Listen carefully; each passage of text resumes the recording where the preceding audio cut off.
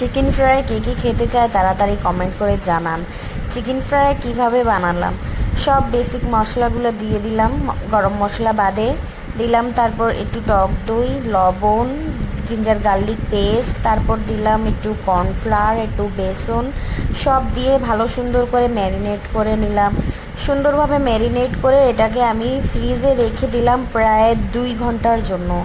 2 ঘন্টা ম্যারিনেট করে ফ্রিজে রাখলাম। তারপর আবার চলে আসলাম কিচেনে, আবার কড়াইটা করে নিলাম গরম, কড়াইতে দিলাম তেল, সুন্দর করে তেলটা গরম হয়ে যাওয়ার পর দিয়ে দিলাম চিকেনটা। এক এক করে 3 থেকে 4 বা 5টা পিস করে আমি ফ্রাই করে নিলাম।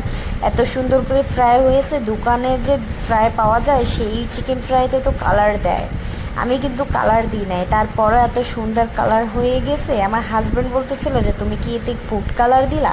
তো আমি বললাম না, এত ভাজা ভাজি হওয়ার পর কালারটা তো নিজে নিজেই হয়ে যায় ওই কালারটা।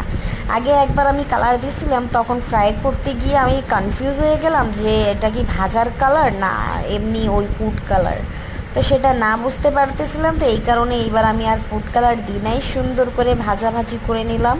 এত সুন্দর ফ্রাই হয়েছে। আমার হাজব্যান্ডও বলতেছে যে তোমার কি দোকান খুলে দেওয়া লাগবে নাকি, বুঝতেছি না, এত সুন্দর সুন্দর প্রত্যেকটা জিনিসই রান্না করতেছো, মনে হয় না যে তুমি কোনো দিন আর রান্না করোনি, মনে হচ্ছে যে কত দিনের এক্সপিরিয়েন্স আছে তোমার। আপনারাও বলবেন কেমন হয়েছে, কমেন্ট করে জানাবেন।